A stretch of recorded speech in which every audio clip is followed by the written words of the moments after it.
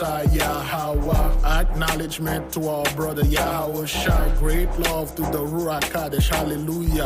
Honor and respect to Yasharala. This is your brother Big Levi, a humble servant from the priesthood of the Mosa. You can't beat the master chess player. 83's pulpit pen player dogma, leading the ship to the slaughter. Psalm 75:8, Lamentation 4:21, precept like Isaiah. The word to the wicked cause nausea.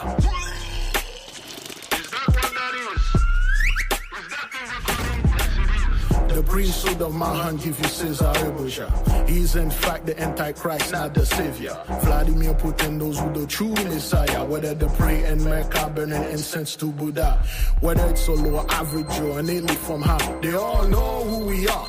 The great, beautiful, sweet apple of his eye. All praise to the Most High. Let the heaven declare his glory. All praise, all praise, all praise.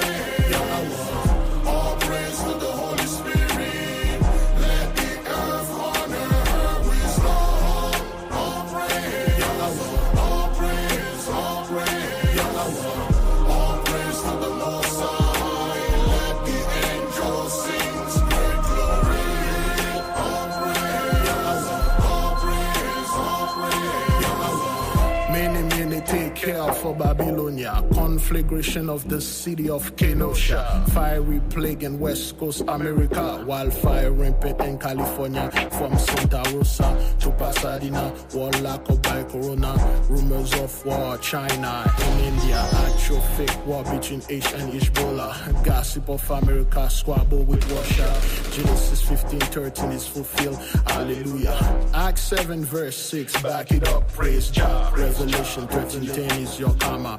Our Father is Alpha, He is Omega. Revelation 1:8, Abayat. Shalom, beloved brothers and sisters, Jews and Gentiles alike. Welcome. Thank you for being here. It is good to be here. Great glory to the Mighty One. All praises to the Most High. Please give me a 1 if you can hear me and see me well. We are going to go into our 11th days of fasting. We are going to talk about hopelessness today. What is hopelessness? This world that we are living in, because 83 was on charge. Things are hopeless right now. So there is a wave of hopelessness in the midst of the people, and we are the only folk on this planet that can keep the vibe high and keep a good hope in the midst of the people, because everywhere that you go, it's the world going to end, everybody going to die, everybody have to pay, everybody is this, everybody die. So we have to indeed keep the hope up, and you have to deal with your own hopelessness that are in the midst of you. You're gonna have to confront this darkness. Are you a hopeless person? Are you this person that always see doom and gloom in pretty much everything? Are you one of these people that you see the world through the eyes of 83 and nothing can get better unless, it has to be done for the elites? The so-called elites are the only group of people out there that can survive anything, because one, they are God themselves. Two, they are the children of the Nephilim, fallen angels. Three, they are superior than the Most High. Four, they are in control of everything. Five, which is above all, money. They have money, they can survive everything. And not only they create the problem, they put the fire. Now they are playing firefighters. And people attributed those folks, they give them so much credit as if nothing can happen to them. They give them so much credit as if they are causing everything around here. Those are the only folk that have hope, because they're going to be saved. If anything, they're going to go to Mars. If anything, they're going to go inside of the earth and hide. If anything, they are going to go to their bunkers, and everybody else going to perish. And you have a lot of people that are spreading this garbage, especially Blassos, especially our people. Oh, this is all we talk about. How great 83 are, how magnificent the technology are, how they are controlling everything, how they are going to do this, how they are going to do that, how you know about their plan and how you on the internet tell people, everybody about their plan. So, in this cycle of hopelessness, the nation here will bring hope because the Holy Mother, the Holy Spirit herself, is in our midst. Are you one of those people that look into the future and see nothing? Nothing in the case of, because, oh, well, 83 is in power. You saw nothing for you, for your siblings, offspring, and for the people. Which one of you that see the world that if 83 is not there, nothing's going to, the air going to stop, the rain, it won't rain, you won't find water, it's going to be apocalyptic, nuclear war. It's always something. If I'm not here, rage quit, I'm going to destroy everything, and you see the world like this. Well, you need to start seeing your future as something that is bright, something that is positive. You gotta see this, everything, every death, there is life. The moment there is death, there is life. After death, there is life. It's a cycle. The world is dying right now because of the system is dying. The people that were in charge, they effed up everything. And they are dying. There'll be a new birth. There is a new birth. Yes, the water already broke. Now the child or the babe is in the mouth of the womb. The birth is almost complete. Therefore, we must see the future with a greater hope. We must see the future the way that it's supposed to be. The future is us. We are the future. In fact, there is no such thing as a future, only the great now. And what you're seeing now is our words, is our vibration, making everything right. See, fear and words going out there saying, telling people you're going to make everything great again, you're going to bring back that, bring back this. Yes, most people know this is garbage, and a hell of a lot of people believe it because you said it. They need someone to go out there and say it. But when you look at the situation of the world in reality, you see the weather, you see the economic situation, you see the disease, you see the vibration. You know this thing is going down. This isn't gonna magically. Oh, we elected a new pope, a new president. It just doesn't stop. Things are getting much more crazier. There are a lot of stuff I choose not to speak on them anymore, not because they are not happening, because finally we have reached a critical mass of people that are paying attention now. Yay, a hell of a lot of them are doing this, chameleon. You just copy a little bit of what you said and then switch it to the elite, switch it to some doll. Oh, it was the doll that caused this fire. Black folk, this demon over there freed you. You should go ahead and worshiping this doll and stuff. No, a lot of them are doing this. But beloved, let us look at our own hopelessness and meditate on that. We cannot see everything as something that 83 is putting in our mind. If they are not here, everything going to stop. The sun won't rise, the moon will fall out of the sky, and you won't be able to feed yourself because you don't know what food is unless they're telling you what it is.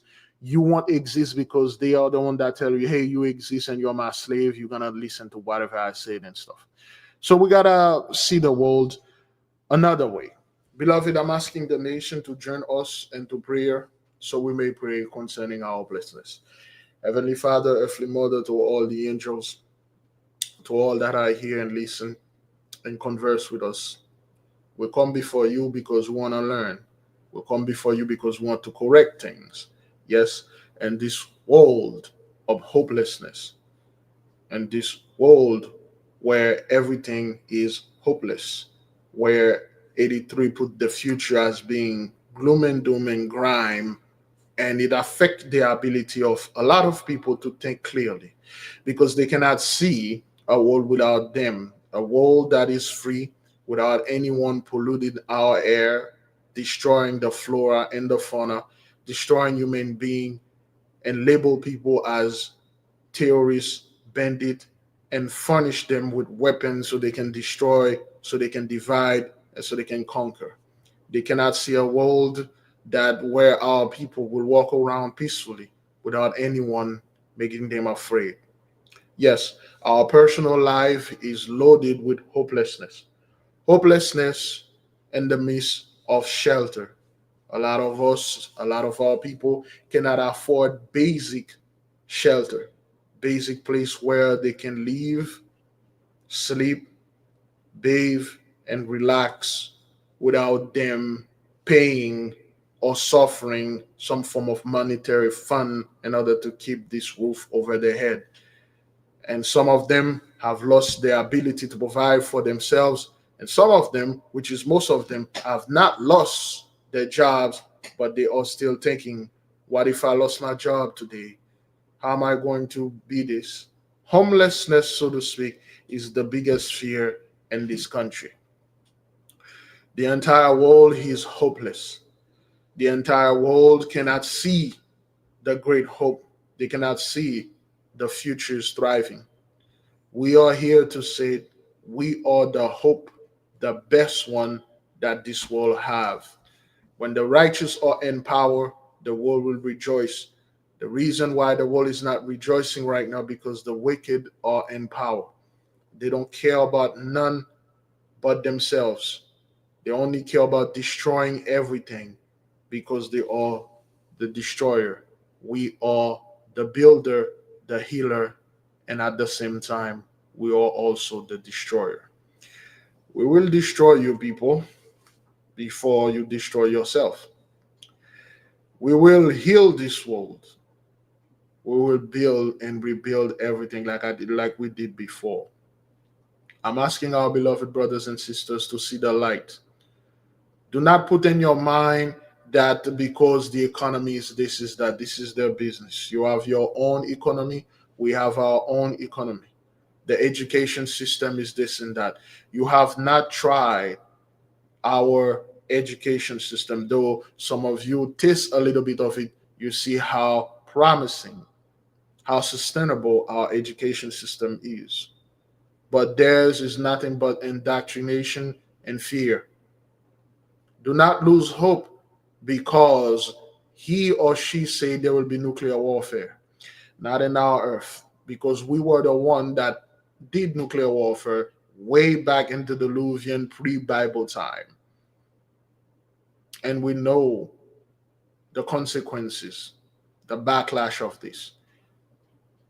Be not naive. We are not alone.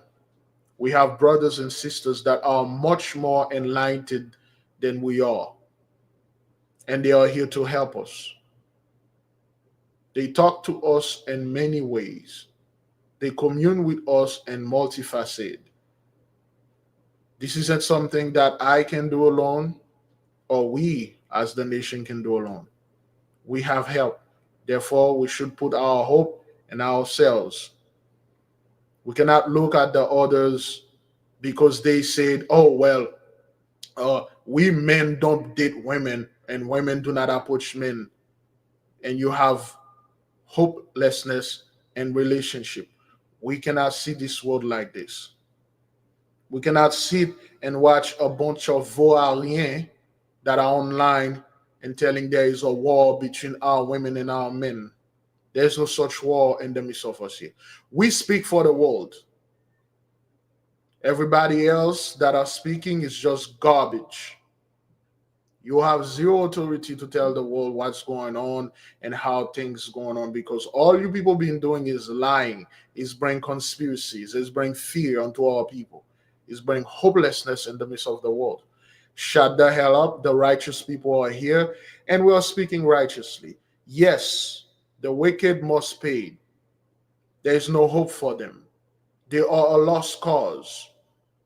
But the one that are being awake, the one that are learning, the one that are seeking knowledge are going to thrive and they will thrive with us. and we'll thrive with them. Amp up your hope, beloved. Don't see the world through the lens of your enemy. They are hopeless. We aren't. We didn't do anything to this world to deserve this treatment, except for being us, except for being great. The people that did this to the entire world, to the innocent, to the children, the women, and the men, the animal, the plant, nature, they are going to pay, and they are paying for that. And whoever had supported them and whoever had joined onto them, including people that look like us, there is no hope for you. But for us that are here, there is hope. Things are getting better. The worse it's getting for those people, the better it's getting for us.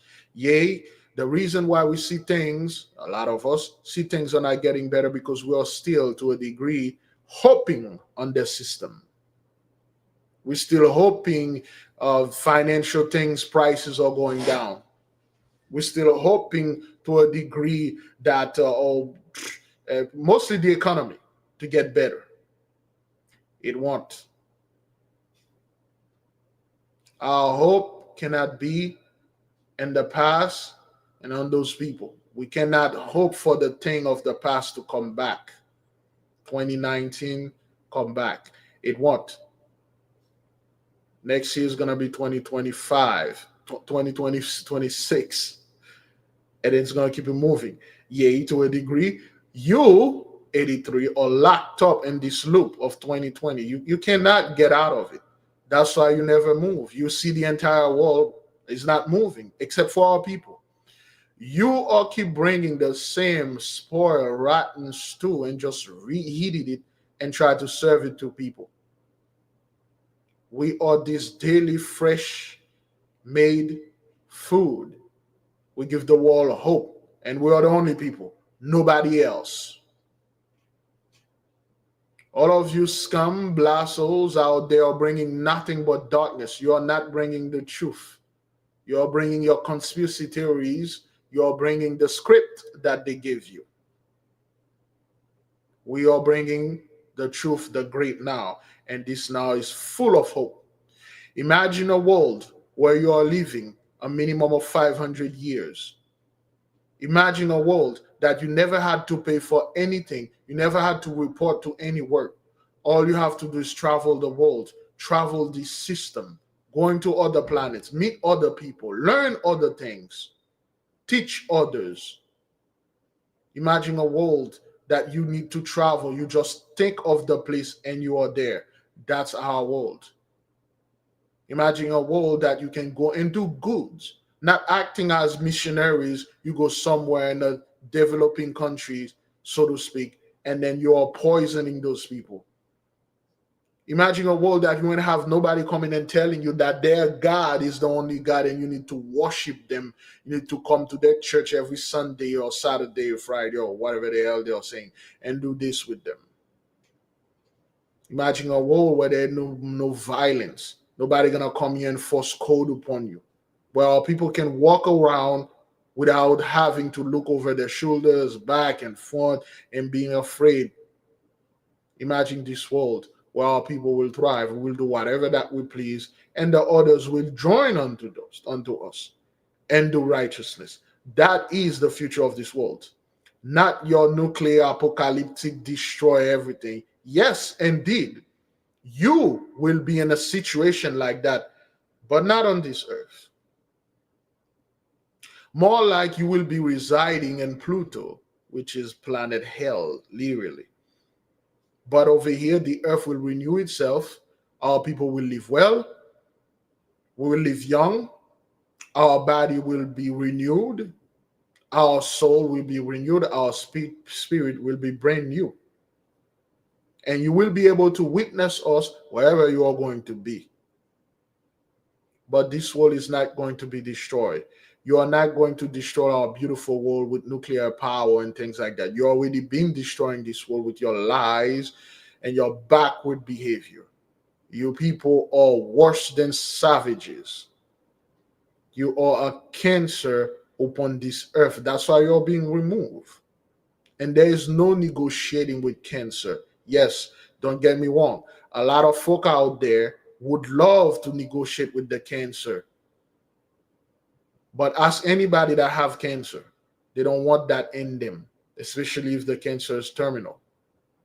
No one wants to sit down there and negotiate with a bunch of pests, vermins, rats, and pestilences and trying to come up with a deal with them. No, you get rid of them completely. And that's what's happening to you people. You destroy this delicate balance that this universe had. And that's what you are being destroyed. And most of you are going to be destroyed, not here, but a certain other place. You see, this earth, this reality that you are looking at here is not the true one. This construct was built to suit you because that's what your blessing was about. But once the actual physical switch happen, you will see these people for truly who they are. You will see all of those that are always against progress, always want to shut down everything that has to do with righteousness. Beloved, I'm not going to sit there and claim that we all 100% pure and innocent.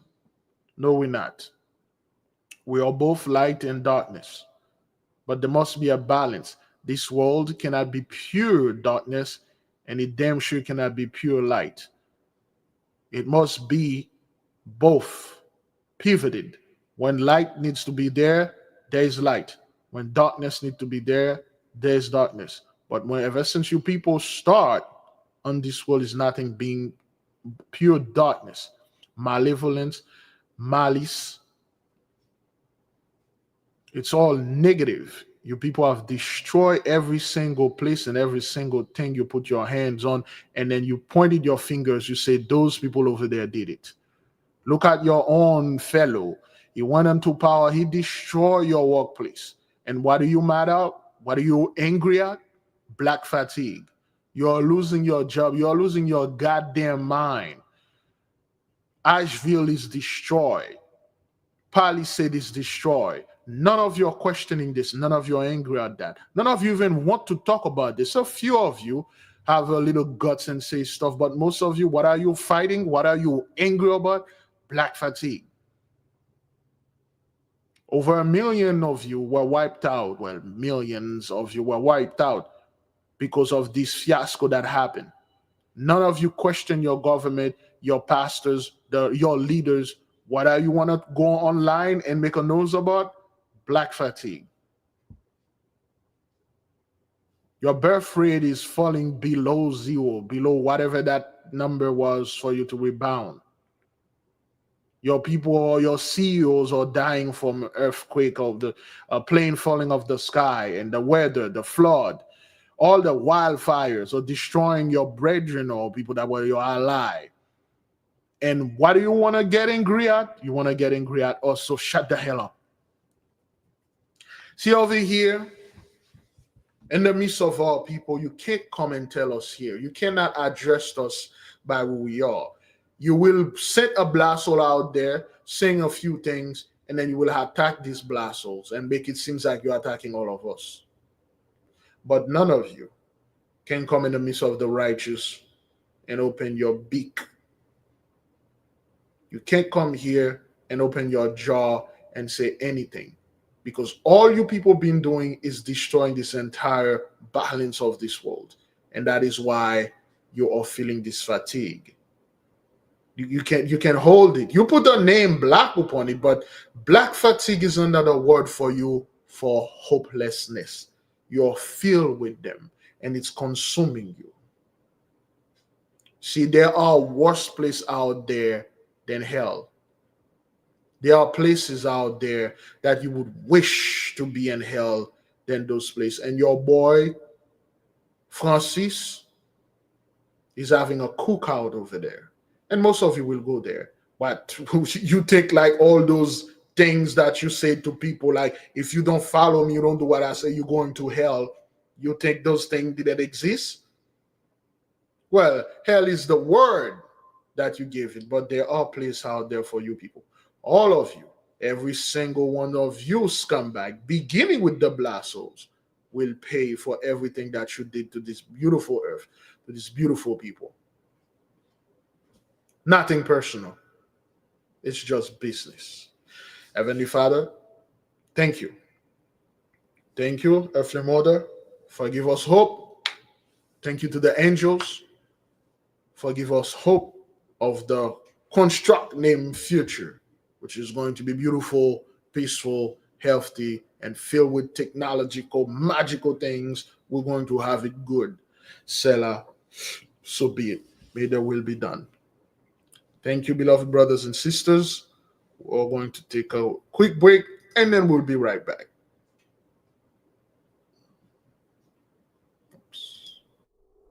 The 8K family. Have you ever felt a deep yearning for spiritual growth but didn't know where to start? What if I told you there's a guide that can lead you through every step? Introducing the 8K Family Handbook. This comprehensive guide is your ultimate companion for spiritual empowerment, offering invaluable insights and practical steps to enhance your spiritual journey.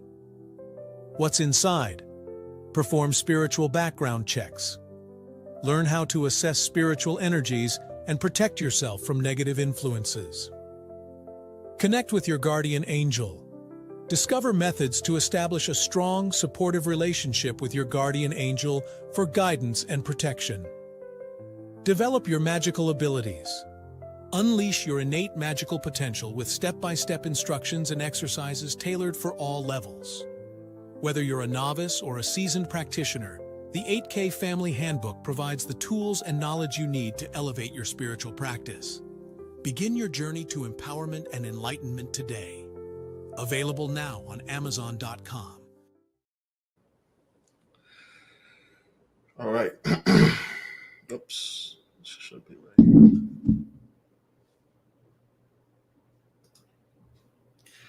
All right. Yes. Hopelessness, beloved, is something that at one point we all felt this in our lives. And at one point we all witnessed hopelessness in our lives. And I would say this time is the prime example of hopelessness. This entire world is hopeless. It's drowning in hopelessness. And I do not want my people to see this world like this. We are thriving. Whoever is thriving in spirit and soul shall thrive in a physical body. We cannot sit and watch those people, well, the economy is doing bad, therefore we should feel bad. Well, Wall Street points went down, or the stock market happened, a bunch of rich people lose a hell of a lot of money. This company went bankrupt and we feel bad. No, this is good. Make no mistake, beloved. Whatever that you are seeing here happening, it's not going to stop. You see, 83 themselves develop this psyche. If they don't talk about something, it doesn't exist. If they talk about something, then this thing has life, then that's the things that matter. For instance, people are talking about black fatigue, or, well, you people are complaining and stuff. No.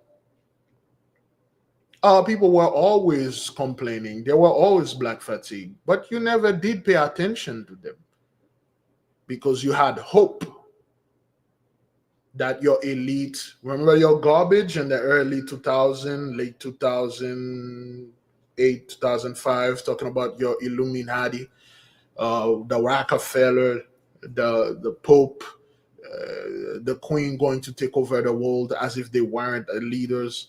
Remember all those garbage? You had hope on that. And a lot of blassos joined onto you because they didn't want to see the world crash. But 2020 give you a pretty good wake-up call.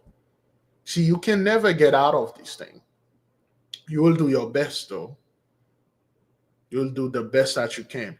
You people are acting. I see there's some very comedic people out there. A bunch of Christian blassos that you people are putting out there. Now, a group of them will start worshiping some dude, and they're saying, this is the same bull those people were saying doing, the whole fiasco in 2020. Oh, this is the mark. This is the mark of the beast. This is that. But yeah, well, what the hell? What happened? What happened to this chip? Oh well, the vaccine is the chip and stuff like that. What happened to that? You're putting a bunch of Christian blasts, so now they put this dude. Now that guy is the savior of black people. It's just you people like you. How could you not see this? You guys are a bunch of one-trick pony. You keep trying the same thing over and over, over and over. You just keep taking it from this package, put it on this another brand new package, and then open it to us like, well, this is the same bull. 7-year tribulation, all that garbage. You people had great hope on that. Hell, you had greater hope on the rapture. Oh, nothing gives you more hope than effed up everything, and then at the end, Jesus will come and say, where y'all niggas at? Where all my niggas? Come, get into this flying machine, and I'm gonna take you to heaven with me. We're gonna spend times over there, chill. You don't need to pay for anything that you do. How stupid are you to believe something like that? You see, this is the thing. You people you are expert in playing pretending. And you pretend that those things will happen to such a degree that this pretension or this pretending become a reality. It's becoming truth. It's becoming your reality. And you think it is real. You think it is the real truth. You think that your Jesus will come and then will take all of you before anything happen. But yet that's not what you're seeing. You're seeing that your dear loving country, is that what you want to call it, is going down the hill, and you did everything. You put your boy in there, you get a new pope, but things are not stopping. That was your hope. You see, when they said making America great again, this is a hopeful slogan. But you see, ever since things are going backward. You people acting like you hated the so-called the elite. You folks acting like you hated rich folk or people that are, well, not rich people, wealthy people. Well, those people that have all the money and stuff. When in fact you are those people chul. When in fact you are those people's servant. In other words, those vassals. You serve them, you love them, you adore them, you worship them. That's why they can do whatever. You can say, oh, Bill Gates is this, he's a reptilian, he's gonna take over the world, and Elon and all that. But they're still walking around. You don't have the elite fatigue. Have you ever heard of that? When was one of you going like I'm having some wealthy fatigue here, some elite fatigue, because they're taking all the money, they're making everything expensive, and then they're cutting us off in our job. They are doing things. No, you want to bring black fatigue. None of you come on over there and said, okay, well, I'm tired of like this 1% of people own pretty much every single things. They make life a living hell. They have the technology, the money to make this place a paradise. They can literally, one snap of their fingers, food prices will be at whatever low prices. Okay, job will pay you more money, do this. But most of you do not want that. Most 99.99% of you want it for you only. I only want this, but those black folk, I want to see them suffer. And when you had to make the choice, they told you, LBJ told you that, Lyndon Baines Johnson, he told you, he said, if you choose this path, yes, black folk going to suffer, but it's going to destroy you. You ain't gonna come back from this. You say, I don't give a crap. As long as I can see black people hurt, I don't care. The elite can have whatever they have. I'm gonna remember the trickle-down economy? The rich getting richer and the poor get a little money. And then you see yourself as the so-called the poor. You were getting money, and wherever below you, which was our people, as long as they can lose their job, you were shipping them to China. Now look at you.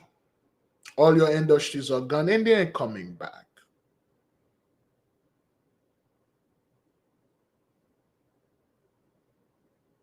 You people never sit down there and say, you know, I'm sick and tired of this guy, Elon. I'm sick and tired of this guy, Bill Gates. Let's start elite fatigue and let's take them down. We know where they live at.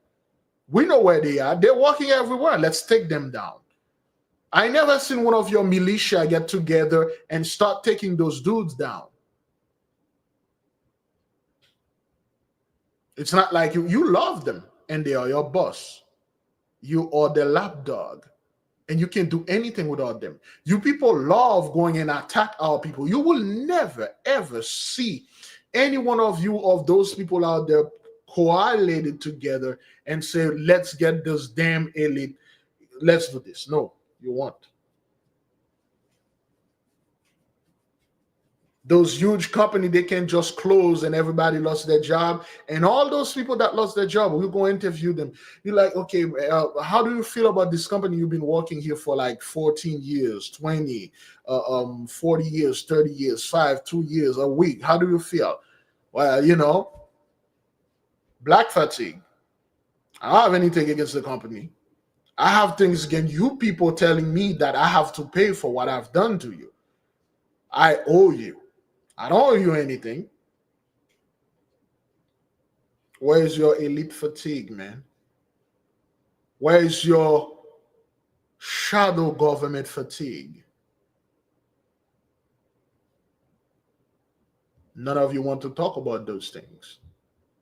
And you ain't going to bring this garbage here. I have no idea where you people get this garbage. You see, your life right now, you can see nothing but hopelessness. I mean, what's the future going to be? What is it? This next 3-4 years that Sir Trump gonna be in power? What is that? Okay, let's say okay. What if let's say 2029? Is that what that is? 2029 or 2024? Not quite sure. 2029. So you're going to re-elect Trump again? Try it again. That third time. See if it's going to work. Fourth time. Is that what that is? You're going to try it in a fourth time or third time? Third time is a charm. What would do you people? I never seen you guys stand over there and said, you know what? I'm having a PDF file fatigue. All those priests in the Vatican, all those priests in the hood, all those priests in the rich area, all those pastors that are trafficking children, raping them, and doing this. I'm having a fatigue, and I'm tired of you people. Let's go after those PDF file priests and religious leaders and all those. You guys do not have a fatigue. You love this type of Hish. And hell, you promote those things. You love those guys. Hish, every Sunday, well, yesterday was Sunday. You people go ahead. You know this guy, he's a major PDF. You stand there and watching him. You don't have fatigue against that, man. You don't have fatigue against people that are cutting off your FEMA, cutting off your Section 8 and food stamp, which you people always acting like black folk are the only recipient, or not only the only, so the primary recipient of those things. You don't have fatigue against this. You're not going to sit there and have a fatigue against your job not paying you or jobs not paying at all. You will come online and complain about jobs not paying and ask black folk to join onto you and complain with you.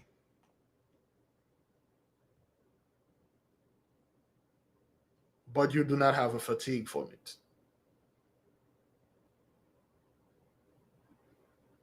Yeah, you people do not have a war fatigue.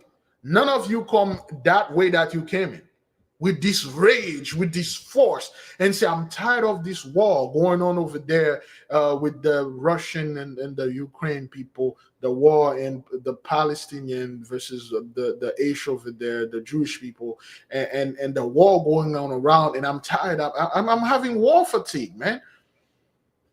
Ever since I was born, and this is the only thing I keep hearing: war. We always have wars. This is that. I'm having a fatigue. Let's cut off this thing. No, you're having black fatigue, and you guys come like raging. This is the anger. You brought all this hatred emotion with you when it comes to our people speaking truth. But anything that has to do with destruction and stuff, even the destruction of your own children. Hell, I never seen you people having a drug fatigue.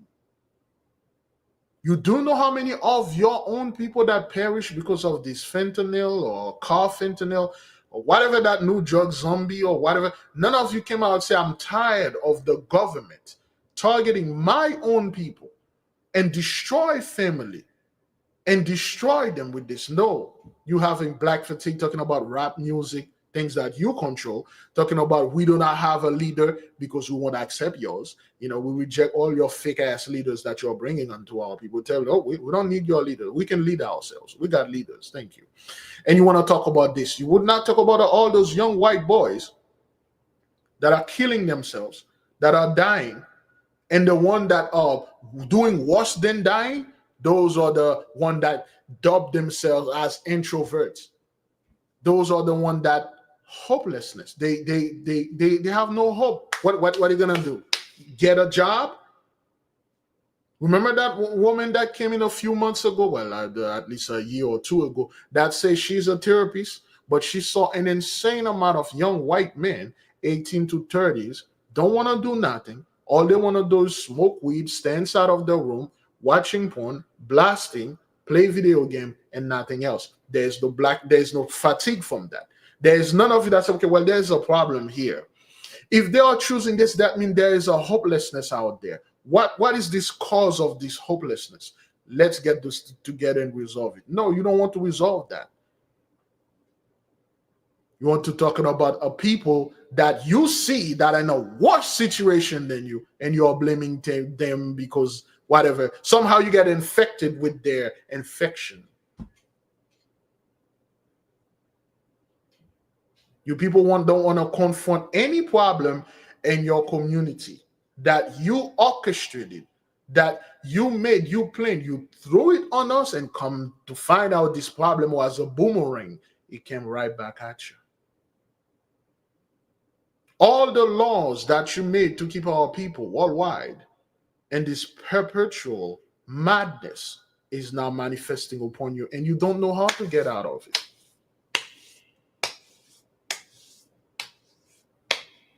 And you can't get out of it. Whenever something was, I would say,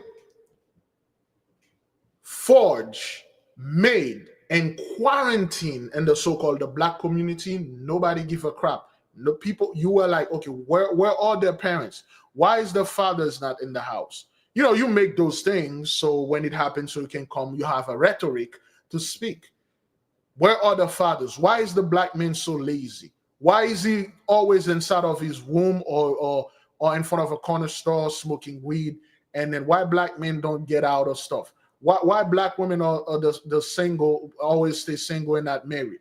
Why this, why that? And then now, out of nowhere, single life is the glorious life. Marriage is suddenly a scam. No one want to get married.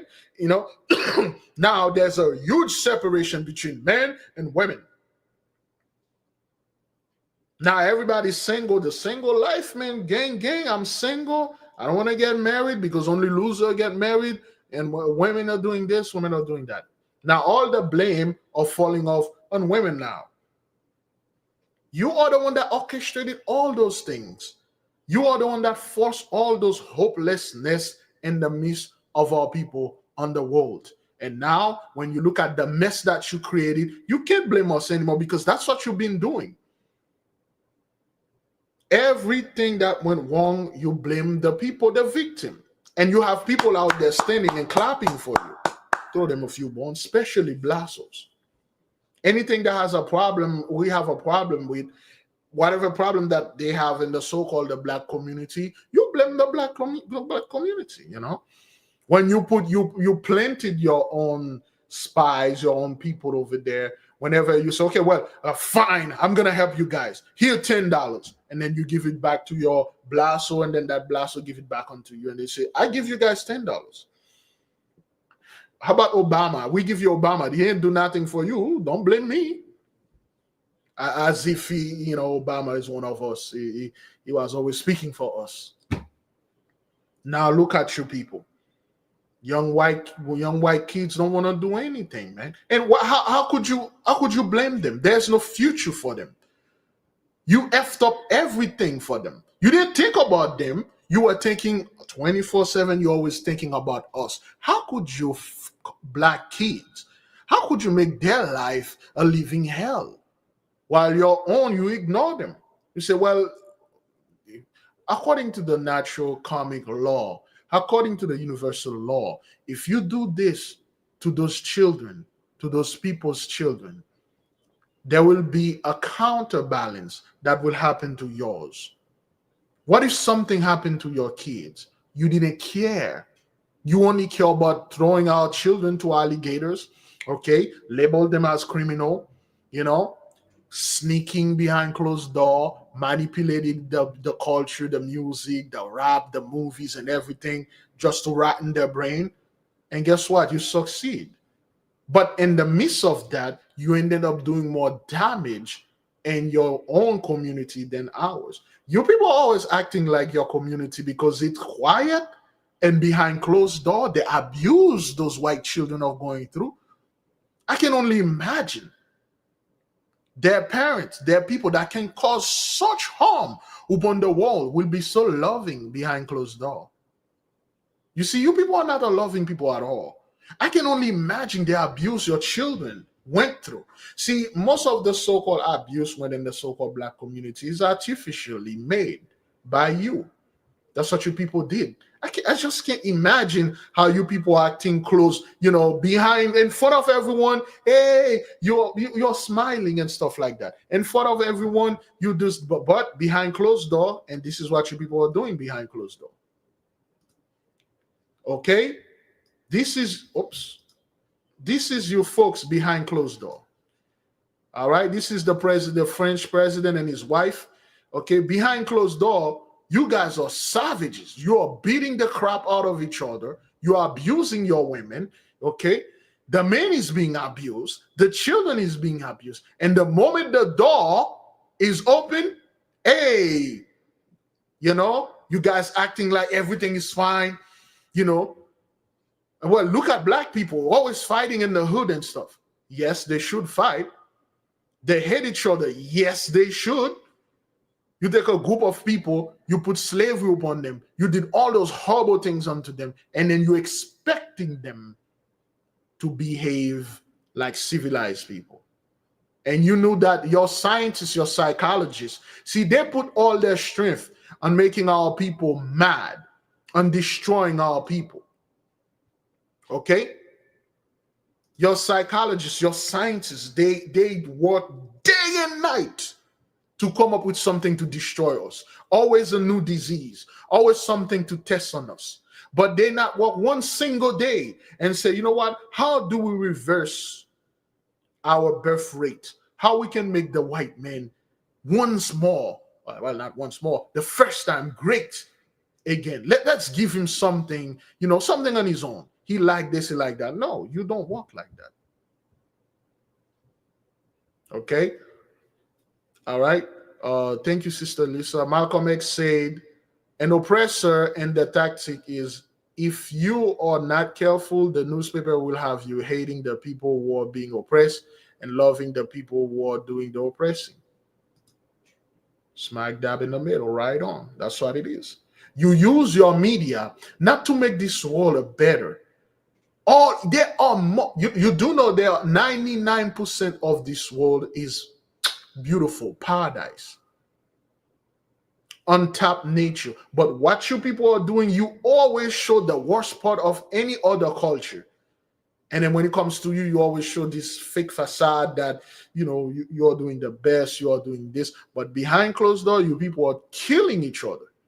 And you won't talk about that. You won't bring this, but it is always so the black community.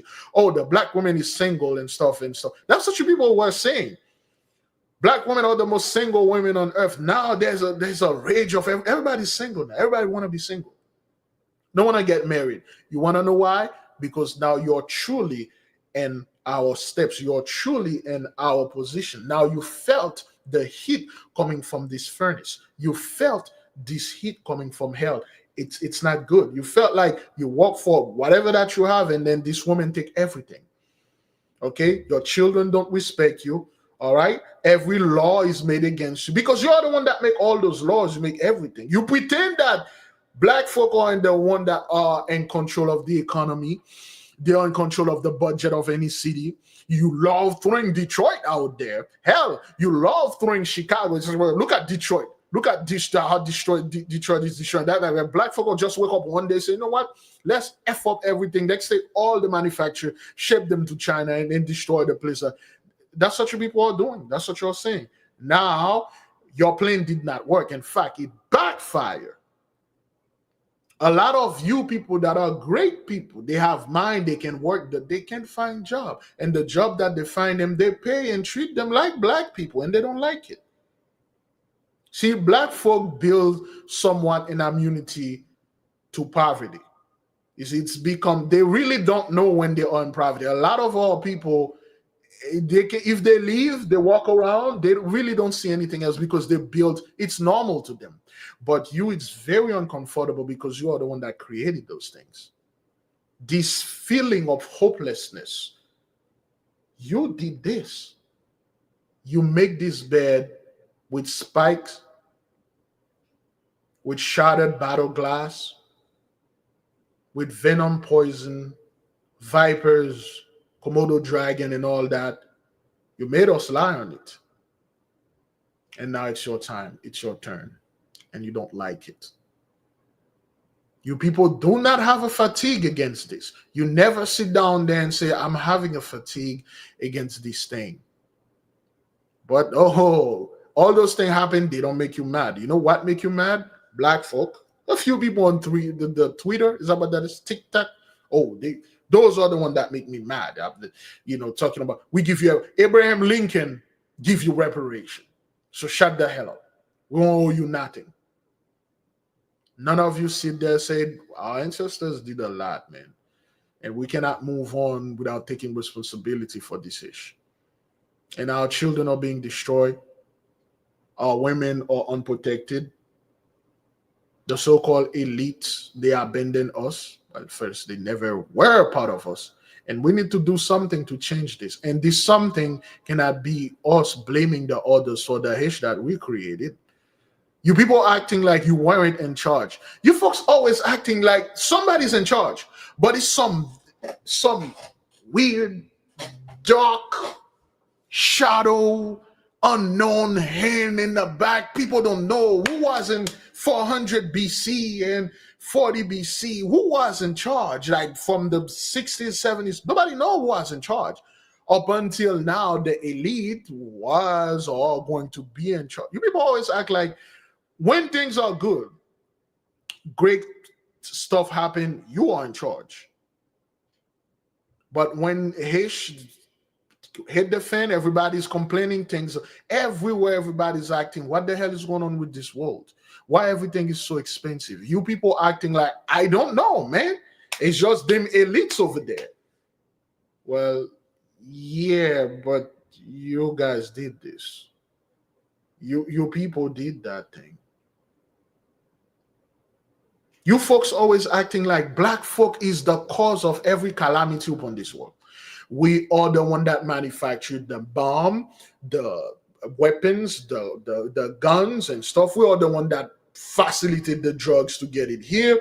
We are the one that sold all the drugs. We are the one that come and say, hey, your rent, it used to be $500 a month. I'm adding another zero at that. You would pay me $5,000. You people acting like black folk are the one that make all those laws. And then when Haitian's not working, you start blaming them for everything. Oh, it's because of rap music. You idolize rap actors or whatever. Yes. But you never said anything to your kids idolizing school shooters, idolizing terrorists, idolizing people that, how could you idolize and love a guy like the Joker. You won't talk about those things, how your people love murders. They love them. And anybody that like to do stuff to wailing on little kids. Those people are still walking around. You have people have tattoos of certain murderers on them. And they love this guy because he loved torturing, binding, and kill people. You love that, but you won't speak about it. But you always see that it is the music, it is like the leadership, and I'm having a fatigue. You people never contributed anything to civilization. Oh, bitch, please. Come on. You're really coming with that? We contributed everything. You destroy everything. You are the one that came in upon our land. You landed there. You didn't take care of the land. You destroy everything, man. Projection. You love to project your own true self onto our people.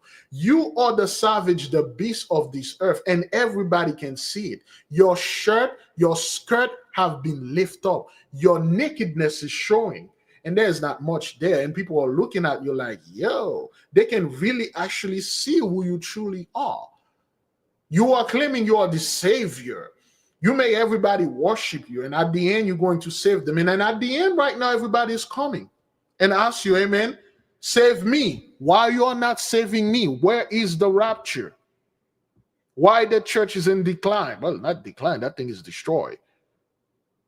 Why all those things is going on? And don't try to tell me black people are doing this or black people are doing that. They are shooting each other. Tell me something new. Tell me something new. Why there's all those wars over there? And you people are always implicated doing all those wars, killing people for no freaking reason. If you see them having something you want, you don't even ask. You go out there, you bum them, and you take it.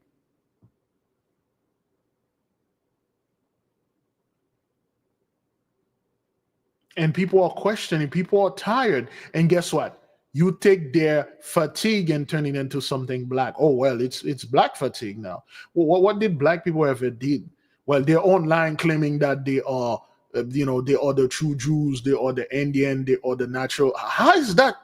If those people are a bunch of liars, if black folk are a bunch of pretenders, a bunch of nobodies, how is this bothering you? How is that bothering you? You know, a woman that come make video night claiming she's a man, she's the real man. Real men supposed to look like this, and she somehow welded a third leg and her portal. That never bothered me, and I never go out there and I'm having some, whatever they call those people, those cowboy fatigue, and I'm tired of you people claiming that you are the real men walking around do stuff. I really don't care about that. Whoever want to go out there and do this thing, that's your own man. I know I'm a real man. I know other men out there that are real. We don't care about that. But for some reason, this thing bother you people. It bother you that folks are online talking, not pretty much doing anything, talking, claiming they are this, they are that. Now you have a fatigue. I'm just tired of hearing from you people. You're not tired of the economy going bad. You are not tired of you not enjoying things that you used to. No, you're tired of hopelessness. Hopelessness. I never had a problem with transformers out there doing their transforming stuff. It's just them doing things. How would I offended? I'm not offended by any of that. I'm not offended by any dude coming out and look at his junk and then, you know what? Give me a meat cleaver. And then you just chop off that thing, you throw it away, and then you're like, well, I'm the real woman now. That's unhuman. That's your thing. And I could not imagine any real men forming a coalition and say, I'm tired of you people chopping off things and claiming you better than us. It's not there. Oh, 2 p.m. Oh, yes, today is Memorial Day. Uh-oh.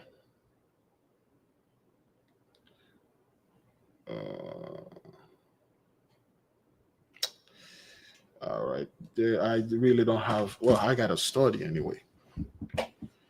Yeah.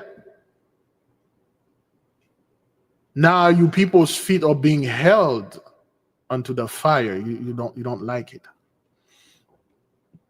You don't like it. Now the entire world are watching you and say, Savior, save us. You promise?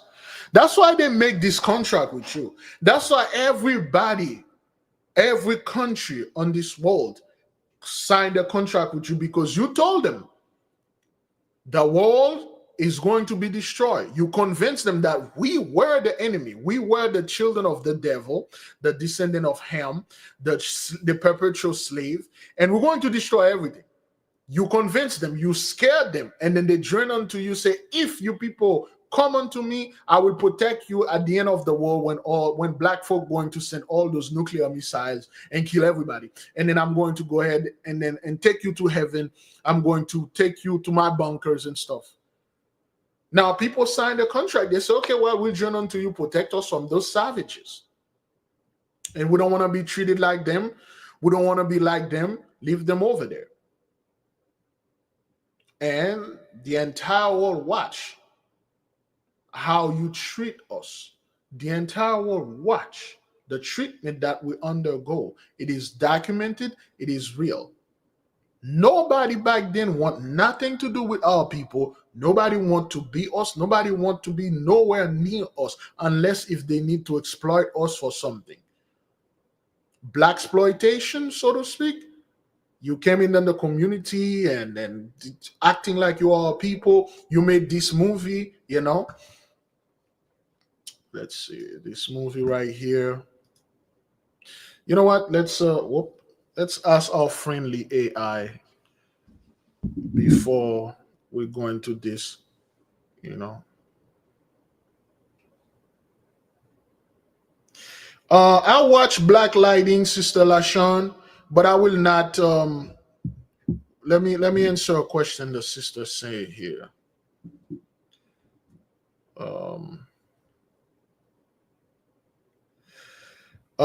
Shalom Big Levi. We talk about superpowers. What about the series called Black Lighting? The family had powers except the mother. All right. Before I go to, I won't forget what the sister's talking about. Well, what I was talking about. Let's get this first. What answer the sister question? Black Lighting, the TV show. Okay. So this TV show, great TV show, Black Lighting. I'm a major fan of Static, the TV show Static Shack. Okay, this is a great show. All right, but again, this is the father and her two daughters, and one of them, they all got similar power. I believe one of them is Thunder, but because I believe that's the one, because those people always, they love playing with our genitals. They just love the genital things. There are pretty some graphic scene involving this young woman, okay, with other young women and stuff. Like I said, I have no issue with you folk doing this, but there is a place, there is specific niche, specific website you could have shown this thing, but they had to make the whole thing. The show it began real well, where the brother was literally beating the police and electrify them and stuff like that. Then it become a genital things, where this, I believe, this young girl, she's in a relationship with another girl, and then they show them in bed in the TV show graphically. I'm like, oh, come on, man. People are watching this stuff, man. Let's focus on the action, and then after that, you can show this thing on a specific website, or you put it on the DVD. You say the DVD version have this thing in it. This is what they used to be, but right now it's all over. Great show, great powerful show, and Tobias Wells. Okay, this here we go. Tobias, is that what that is? What's that? Tobias Wells. The guy that played Tobias Wells, he killed it. Okay, this is Tobias Wells. All right, he killed he played the actual Tobias, and then he's pretty good. Now they will just this dude, which is clearly an albino black man. Okay, so now because his beard is, I don't know, red, so therefore he was a white man. Now he's there's a lot of stuff going on out there. But anyway, let me ask the question to our friendly AI. What was the first zombie movie ever made, and what was the name and the year it was made?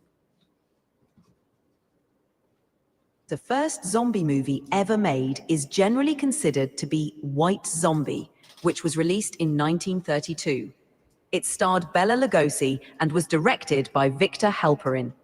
It's often credited with introducing the concept of zombies to popular culture, even though these early zombies were quite different from the flesh-eating creatures popularized later.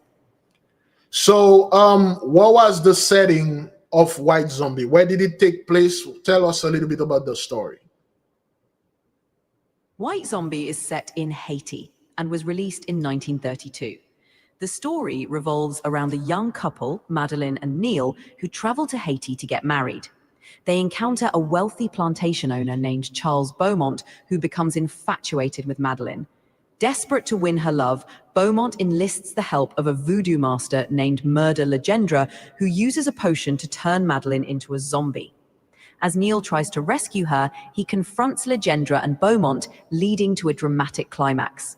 The film is often considered one of the first feature-length zombie films and explores themes of control, love, and mysticism in a gothic horror style. It's notable for its eerie atmosphere and Bela Lugosi's iconic performance as the villainous Legendre. So, yeah, when it comes to things like that, and you people always like, oh, black folk never contributed anything to any stuff. But yeah, well, you will just swagger jack stuff. First of all, the movie was not White Zombie. It was something Black Zombie. But the guy that made the performance as Black Zombie was so terrified, was so good. You guys squash the whole thing and begin with Bela Lugosi and make it white, and then you swagger jack everything. That's the only time you want to get close, to our people. In 1937, in the 30s, you want nothing to do with our people. But the moment there's something here you can swagger jack, you're a zombie now. You're Haitian now, right? You do this now. And then 40 years, 30 years, 33 years later, black exploitation, and then you're doing this. You're taking everything and doing stuff.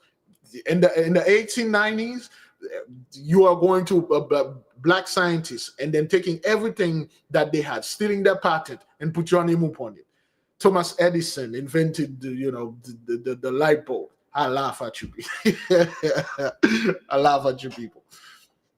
I laugh at you people, man. Okay? You did all those stuff.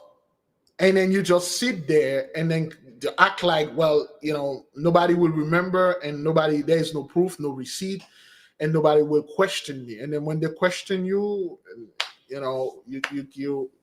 hey man, I'm tired of this black fatigue. I'm tired of you coming over there and question me and stuff like that. The people got down with you because you promised them at the end, when everything is going to hell, you will take them to heaven. When something happens, you will protect the world. You're supposed to be the protector of this world, just like you show it in the movies. Anytime there's an alien invasion or whatever, it is always you saving the world. Your military is always there and stuff. But when in reality, look at what happened to Asheville, man. You people do not have an Asheville fatigue.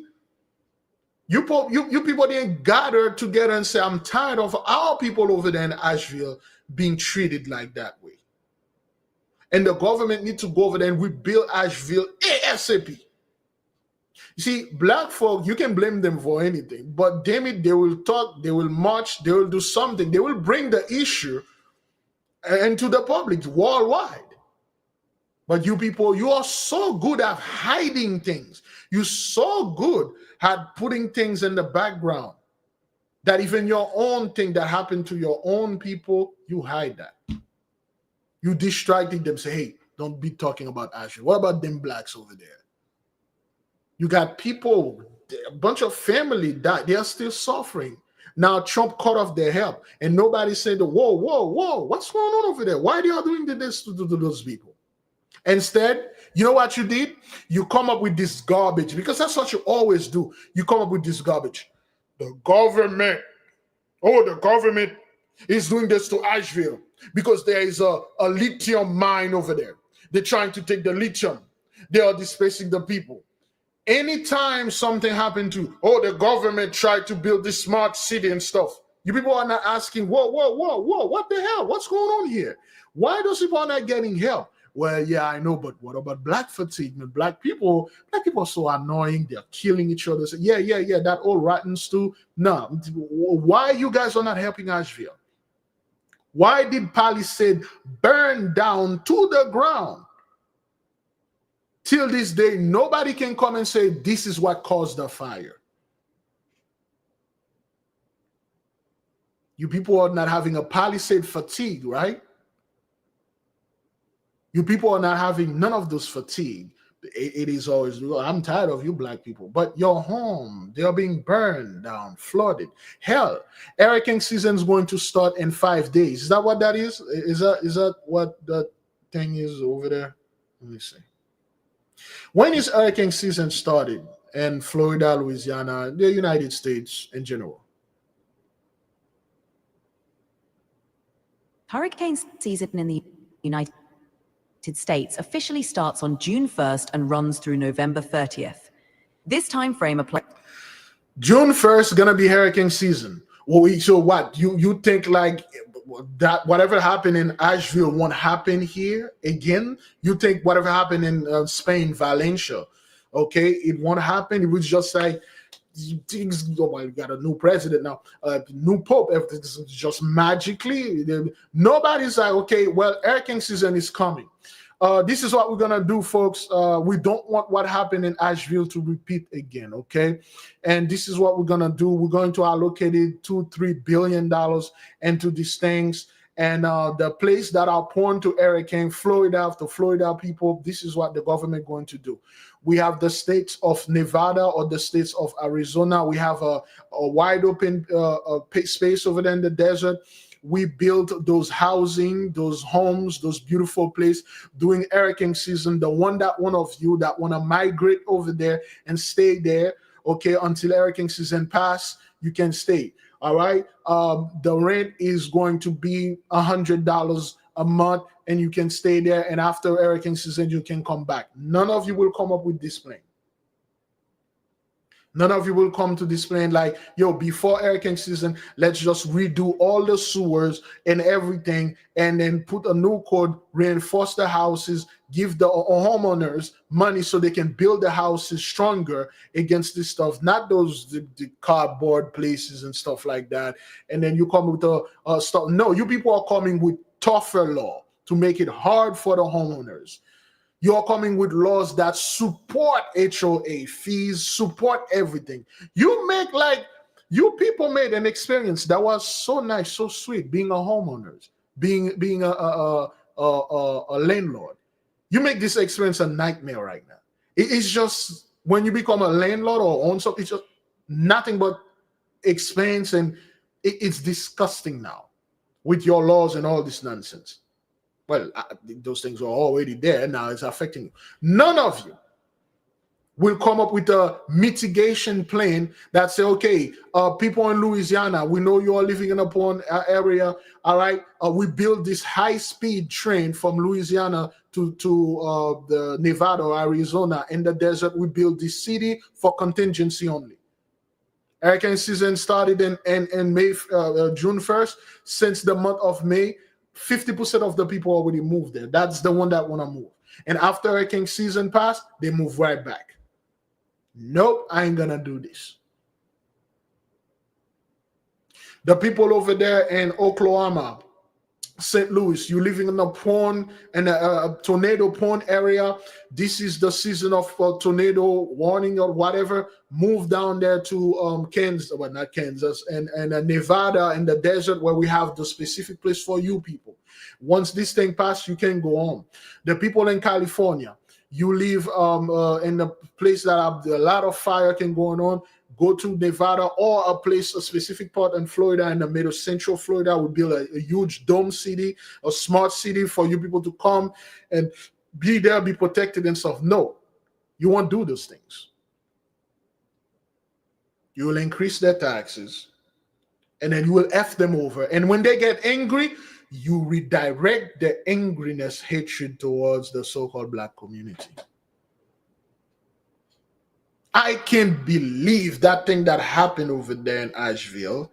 People weren't talking about it at all. Hell, they were bringing Louisiana Hurricane Katrina.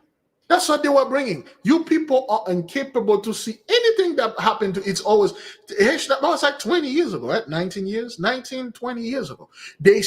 Katrina was the main, oh, well, you know, and Katrina, people were complaining. This was their complaint. Well, you know, in Katrina, the government responded and we give help and stuff. And then you guys don't do anything for Asheville and stuff. Really?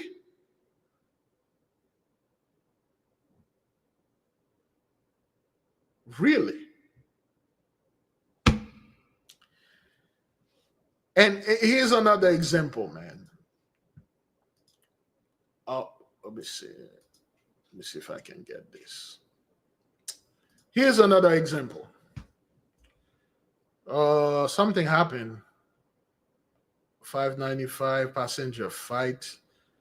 Oh, there's a lot of stuff going on. Anyway, let me see if I can no.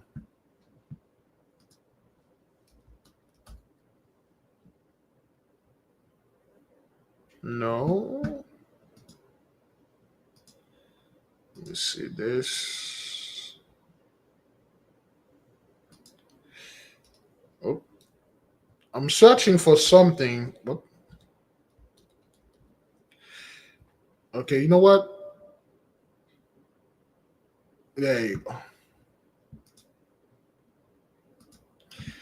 All right. Let me share this with you guys.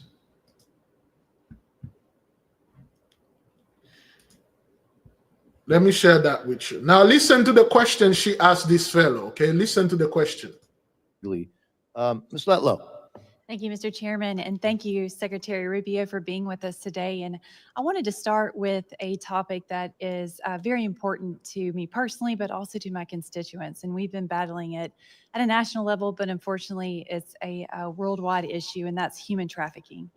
It remains an urgent and devastating human rights issue worldwide. It So those people are there talking about human trafficking, all right? And of course, there is no fatigue against human trafficking because most of this trafficking is being done by you people. You know, your elite, they love that. That's why they keep other people poor, so they can trafficking them and do whatever things they want to do with them. There is no fatigue against that, okay? That's fine. And you know where your fatigue goes? Well, proportionally targets women and children, trapping them in cycles of forced labor, sexual exploitation, and modern-day slavery. Combating this crisis requires sustained commitment to prevention, prosecution, and survivor support. An anti-human trafficking group recently shared with me that although this takes place overseas, it has a direct impact on our own citizens. I've learned that human traffickers have forced victims to work in scam call centers, where they are made to target vulnerable Americans, particularly the elderly, with the intent to steal money and commit identity theft. Secretary Rubio, what strategies is the department employing to ensure that anti-trafficking efforts remain effective and targeted, particularly in high-risk regions where women and children are most vulnerable? And what steps is the department taking to strengthen international cooperations and enforcement mechanisms to disrupt and expose trafficking networks and safeguard survivors? Yeah, thank you for the question. First of all, that's one of the reasons why we preserved and actually advanced one of the bureaus under the Office of Coordinator for Foreign Assistance and Humanitarian Affairs. We have a new division, or not a new division, but moved under that branch of population, refugee, and migration. And the key is we're not in the business. In many cases, some of these programs in the past were about, frankly, accelerating migration, helping people along the migratory path as they came towards the United States. And we want to prevent mass migration because mass migration lends itself to human trafficking. I would argue in many cases, mass migration, frankly, is human trafficking because you are getting people, you are charging them money, promising to bring them to the border of the United States, and then committing horrifying atrocities along the way, including in many cases, handing those people over at the border to traffickers inside our own country who then tell them they have to pay off their debt by working for them. And this was happening, and it was happening on a consistent and horrifying basis. There's nothing humanitarian, there's nothing compassionate about mass migration. The only people who benefit from mass migration are the traffickers. And so that is one of the things that we want to be able to prevent. I think you also see, obviously, the opportunity to disrupt it at the ground level. I'm very concerned about Haiti, a country that we have seen a long history of not just the abduction of children and young girls, but of people that we have seen a long history of not just the abduction of children and young girls, but of people writ large into trafficking networks. And concerned about Haiti, see the opportunity to disrupt it at the ground level. I'm very concerned about Haiti, a country that we have seen a long history of. So they asked this dude, what would he done, for trafficking in his country, in his state, and whatever he's doing. No, I'm not here. I'm very good. Trafficking can only be for migration or immigrant. I'm very concerned about Haiti, a country that we see a lot of trafficking going on and stuff like that. Yeah, well, tell me some history you don't know. It's every time they ask you guys something about some stuff that you're doing that is very bad in your community. Let me tell you something. The reason why recently you've been hearing people talking about like the whole trafficking going on with the Hollywood, the elites and stuff like that, and then they are being questioned, and guess what? They throw Sir Sean Combs in there. Then they call the blassos. They hey, make Sean Combs, Sean Carter, black man, the figure, the face of human trafficking, PDF file, and all that. And the blasso listen, and then they made this thing here, and then they cover their asses. They redirect the question. Hey man, Sean, Puff Daddy, Puff, don't be looking at me, nigga. What about Puff Daddy and stuff like that? What about the Jay-Z? They're all on that trafficking thing. But what about the priests? And no, them. And blassos make this the center of trafficking. The same thing, you go and you ask, Mark Rubio, all those politicians that are supporting these things, facilitate these things. You don't just bring a bunch of people from anywhere without the politician know about it, without them facilitating it. Just like you see them deporting people, those are the guys that are bringing people. When they were bringing those so-called migrants here, it was the so-called billionaires that had pay buses to bus them to New York and Chicago, put them in the hood, make sure that they were mistreated our people, but it backfired on them.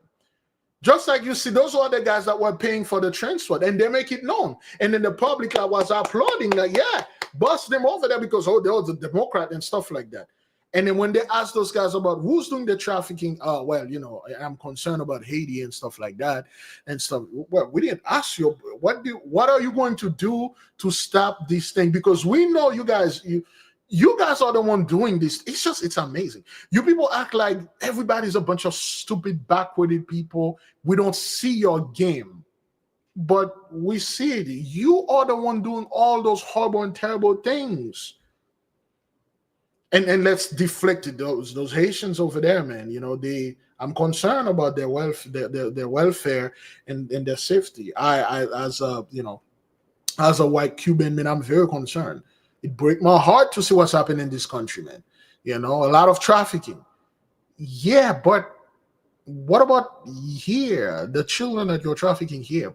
Remember, beloved, during the 90s, the 80s, when black children were being ripped off from the mothers, the fathers, the families, because, they have a crack problem.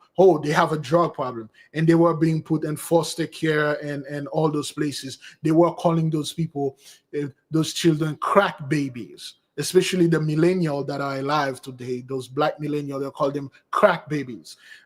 They made a statement. They said, well, those kids, those crack babies, those children, they're going to be a strain on the economy because their brain is already messed up. They won't be able to work.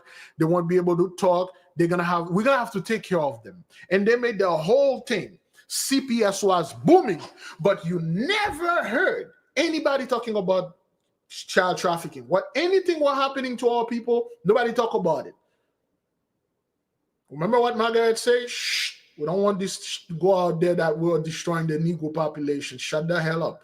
Bring the pastors, bring the preachers. They're going to carry that for us. They don't talk about that. Suddenly, out of the nowhere, people want to talk about trafficking. Why? Because now the so-called the fentanyl destroy a bunch of white families, and those children are being trafficked. And some of them become alarmed now. Okay, why? Okay, what happened to the black kids? They usually, it's them being trafficking and sacrificed here. Why there's a lot of white kids? Hey, man, that's what's available. The elite don't care, you know. If a vampire used to suck on human blood, there is no more human. They find some pig, yeah, they're gonna have to survive, man. Yes, they never indeed give the opioids baby a name. They were calling our people babies crack babies. And nobody talked about child trafficking during that time. It is when it happened to them, and then now they want black folk to be angry. Oh, the children are being trafficking. Puff Daddy is doing this. Bill Cabs is doing this. Sean Combs is doing this. Sean Carter is doing this. Blasso. And then the Blasso will take this thing. Oh, well, you know, Puff Daddy is doing this. We got people that see him doing that. That's saying, oh, my God. Oh, R. Kelly. We need to protect black girls from R. Kelly. We need to protect this. But when guys like Mark Rubio and all the other elite, nobody want to be protecting any children or anybody against them. Nobody have any fatigue against them. They are innocent. Politicians are the most righteous, innocent people on earth. They never did anything wrong. They never see things they turned aside. They never get involved in corruption, because the reason why I'm saying this, I'm living a good life, a bad life. I got a great car, great job, great wife, great husband, great kids and stuff. Nothing is affecting me. Well, up until now. Up until now. You people are not talking about the trafficking going in East Europe. Well, those poor East European countries, Moldova or Romania. I'm not saying this to offend anybody from Eastern Europe. There's a lot of trafficking. Have you seen this movie, Hostel? Have you seen that movie?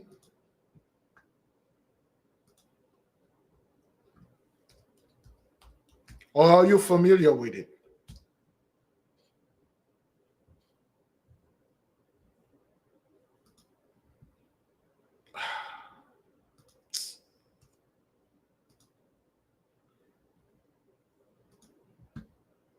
You see, this is not fantasy. This is not fantasy. When the internet was the internet, there were a lot of those things being done. This thing is real over there in Eastern Europe. This is actually real. For those of you that let's ask our okay, where this is for those of you that don't know this movie, this is a movie where millionaires, billionaires, elites are paying, bidding on their phone. They are buying people.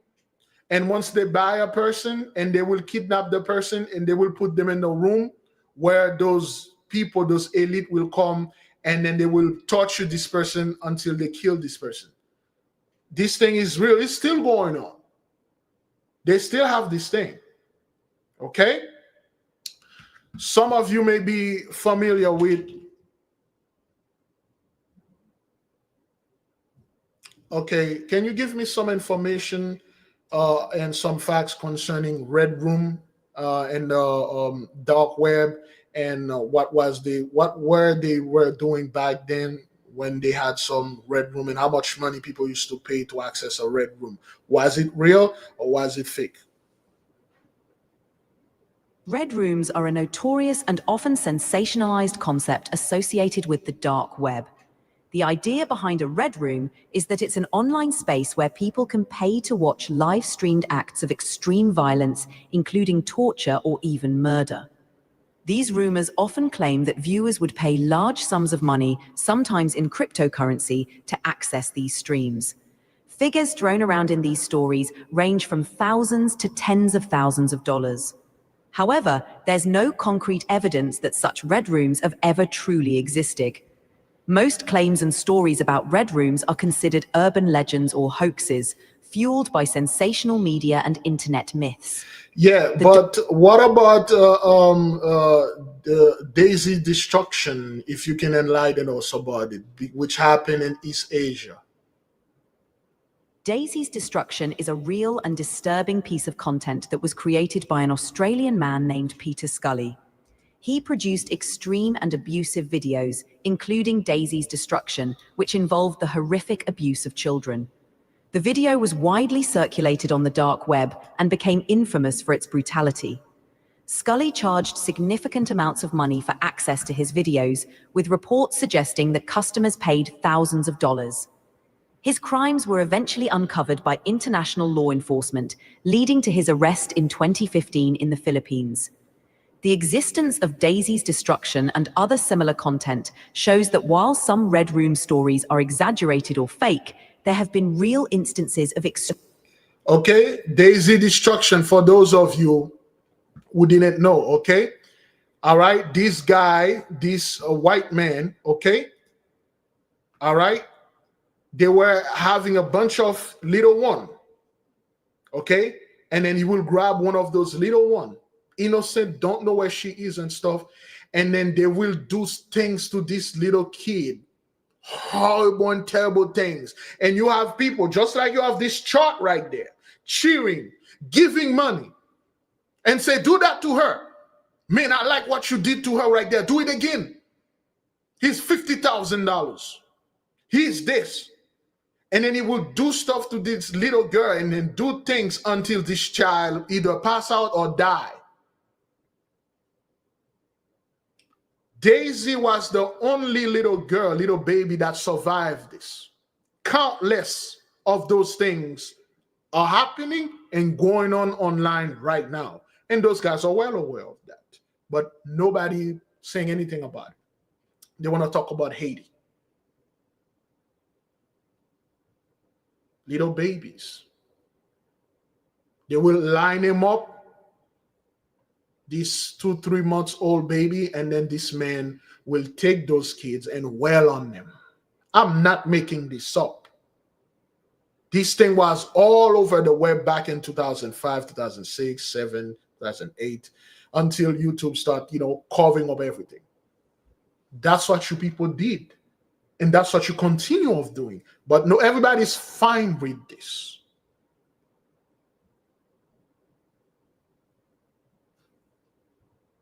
And what you are mad now, black fatigue. Those are babies, man. How could you take off doing something? This was a sledgehammer, man. You use a sledgehammer to flatten a little one after you've done things to those children. And you people just sit there like, I don't care about that. Horrible things, beloved. Terrible and horrible things those people did on camera where others are cheering. People are congratulating, like, where can I join to do this? And that's your nature. And what do you want to talk about? Some kid watching some rap music? I don't know, man. Some black fatigue. Well, this thing is rampant. They are well aware of this thing, beloved. This is not something new I'm trying to tell you. They're well aware of that. Those things exist. They do those things, but they won't talk about it. Well, what about, well, I'm very concerned about Haiti, trafficking going over there. Those people are very poor. We need to do something about that. We need to do something. But yeah, no. My question has nothing to do with Haiti. What are you going to do to stop this child trafficking that we know is going on and you guys are aware of it?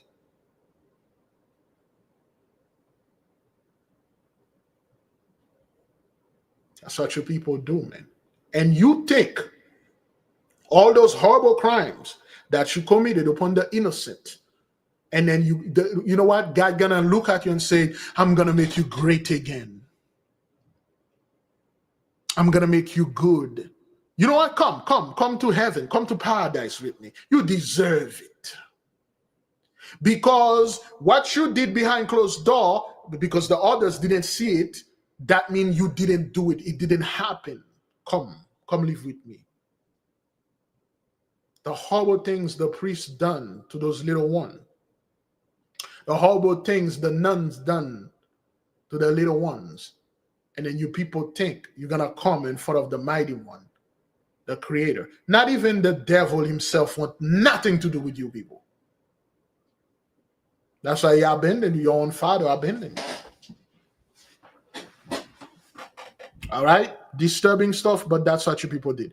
Anyway, beloved, any question about hopelessness? If none, I will leave you with peace. I will leave you with love.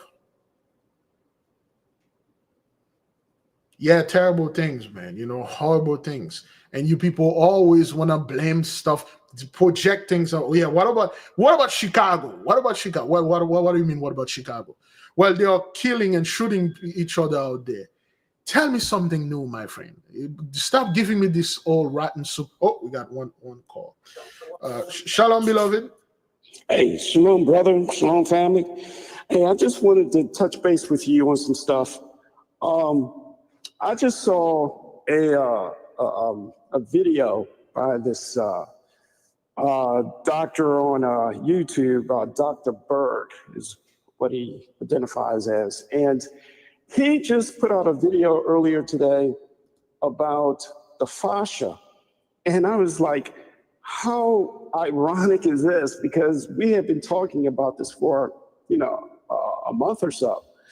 And now all of a sudden, he's now talking about how people need to start to do stretches in the morning and, not to, if you're going to be sitting down or if you're driving, you need to get out and stretch, because the fascia, if you're not mobile over a certain period of time, it'll start to reform and start to lock down on your muscles in your body and cause you to have stiffness. And people would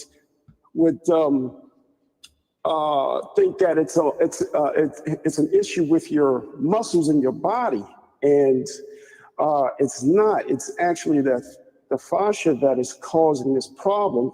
And then he was speaking with another woman who was a scientist / doctor, and she was speaking. She really got into the real technical part of how it works and how she stumbled across it. So it was just quite interesting that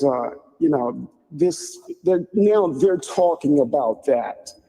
And the other thing that I wanted to touch on is I think if we could all gather in prayer that the Heavenly Father move against the plantation of all plantations that I know of, and that's the one here in Virginia, the Washington,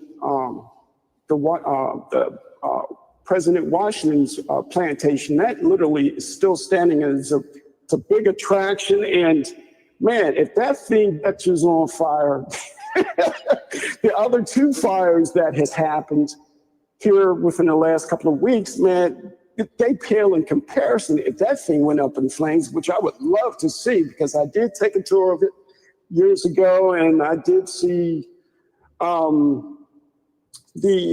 slave quarters and everything. And yeah, I would definitely love to see that place go up.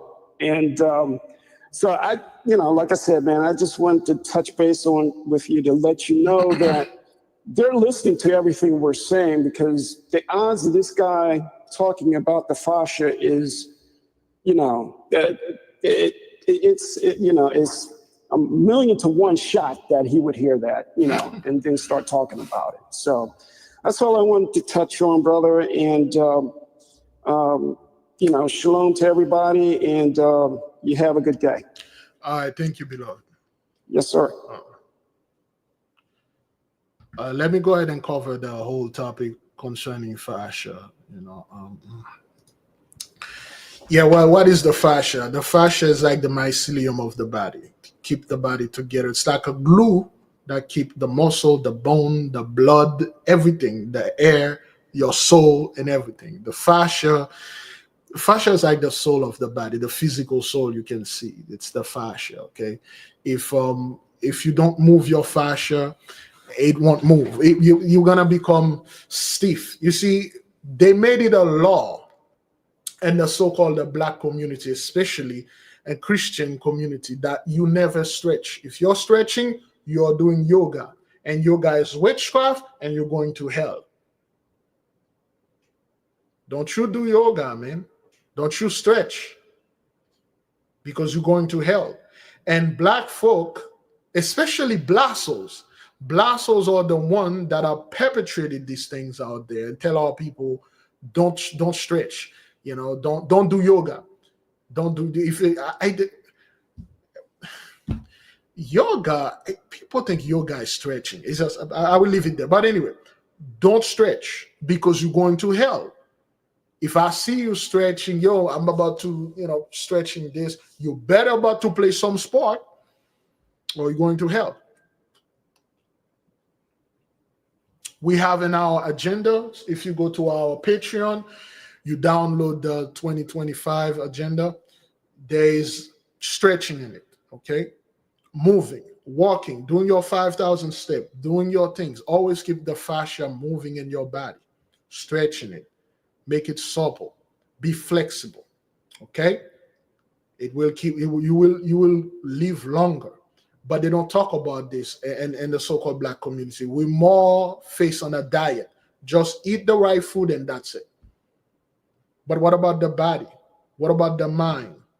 See, if the so-called the black community focus the whole one-sided diet to the mind, to the mental health, to meditation and stretching, there will be a huge change in our community. But it's all about diet, dating, and drugs. If you ain't talking about those three things, or the fourth thing, celebrity, if you ain't talking about this, I ain't with you, man. Talking about meditation, you and meditation. I ain't gonna sit there and then go to hell. Stretching, man, that's some white people-ish. I don't want to get involved with that. Only a few people will sit there, meditate, and stretch, and walk in the mental state. What do you see online? Most people are focused on the fitness, fitness this, fitness that. Physical fitness always go with the mental fitness. Always. You cannot develop the physical body and the mental body is inactive. This is a huge imbalance. You one-sided person. Fitness always come both. Today you work out on your body, you do this. Tomorrow you meditate, you do your shadow work, you meditate on hopelessness. That's what we are doing here. We are doing both. We are doing the mental shadow, and then we're doing our 5,000 work, our stretch and stuff. You work on both at the same time, and then your body will balance and grow. If you are fitness influencers or whatever, your goal should be both mental and physical.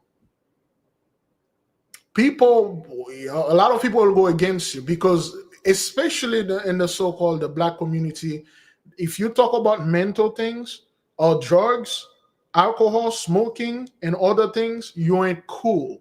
You're attacking me. I know what you're doing, Big Levi. You're attacking me because I got mental issue and I drink and I do this because you're attacking me. That's why things like that, I discuss it live and stuff like that. But yeah, fascia is very important. Second thing, when the brother talking about what like prayers and stuff like that, we sent the message out there long ago. Every single one of you that are out there that live in a state where there's a plantation or a place that our people were buried, like in mass grave and in a horrible condition, you supposed to go there and make a libera. Libera, Latin, liberate. That's all you can do at this moment. Go to their grave, go to this plantation, perform a libera. It doesn't have to be specifically at the place. a place close to it, find a tree, a cemetery, a burial place, a graveyard, or whatever, do it there. That's what we can do collectively. The instruction for the Libera is in the book.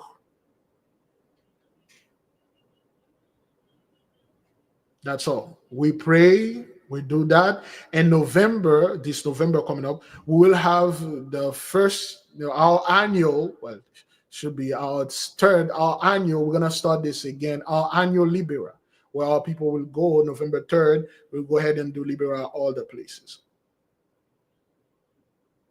That's all I can say. Okay? Thank you, beloved, for joining us. Thank you for staying with us. I will leave you with peace. I'll leave you with love. I say shalom. I see you folks too. Oh, today is Monday. Oh, man, there will be class today. Ah, crap. I forgot about all that. Oh, man, there will be class today. There will be class? Oh, man. Oh, yo. Ah, there'll be class. We'll study. We'll study today. We'll study. Forgot today. I got company.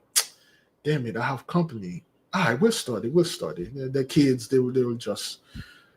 I'm just gonna kick them out. They'll just put them out. I'll drop them in the park. Oh no, it's gonna be closed. The park gonna be closed. Oh boy, I forgot about this. All right, we will do our best. Yeah, I might take today off, but oh man, the kids. You know what? Yeah, it's just the kids, man. My daughter and my daughter friend, her cousin. You know, they won't leave me alone. They will just. There'll be chaos here, son. You know. God, this thing caught me off guard, man. I thought today was a regular Monday. I'll take today off. We will begin. Today there's no class, okay? No class for today. Yeah, the kids caught me off guard. Yeah, they caught me off guard. So tomorrow we will begin. I'll take 2 days off, okay? Meditate for today on hopelessness, your own hopelessness, and do things, okay? Shalom. No class for today. No class. I'll put the message in the message board. Let me do it right now while you guys are here. Let me put a message in the message board for the members.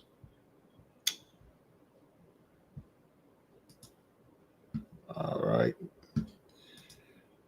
Shalom, beloved brothers and sisters. Unfortunately, tonight we won't have any.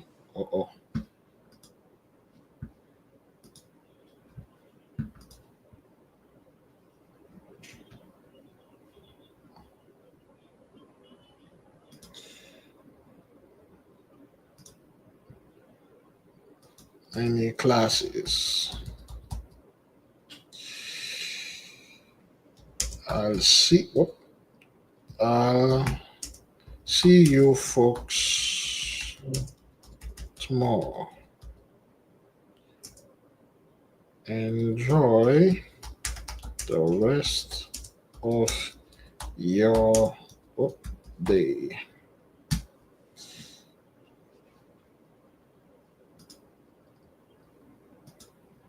Okay, all right, well,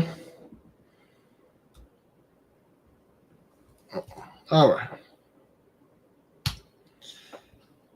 Good, all right, put a little heart over here. Just put a message in there. And no class for tonight.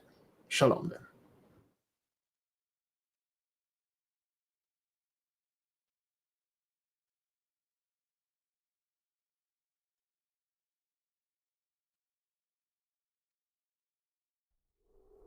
The 8K family.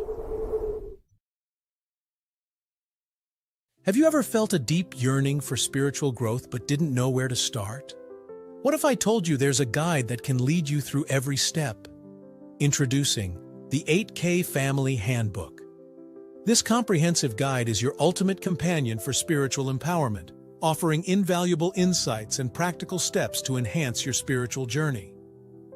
What's inside? Perform spiritual background checks. Learn how to assess spiritual energies and protect yourself from negative influences. Connect with your guardian angel. Discover methods to establish a strong, supportive relationship with your guardian angel for guidance and protection. Develop your magical abilities. Unleash your innate magical potential with step-by-step instructions and exercises tailored for all levels. Whether you're a novice or a seasoned practitioner, the 8K Family Handbook provides the tools and knowledge you need to elevate your spiritual practice. Begin your journey to empowerment and enlightenment today. Available now on Amazon.com.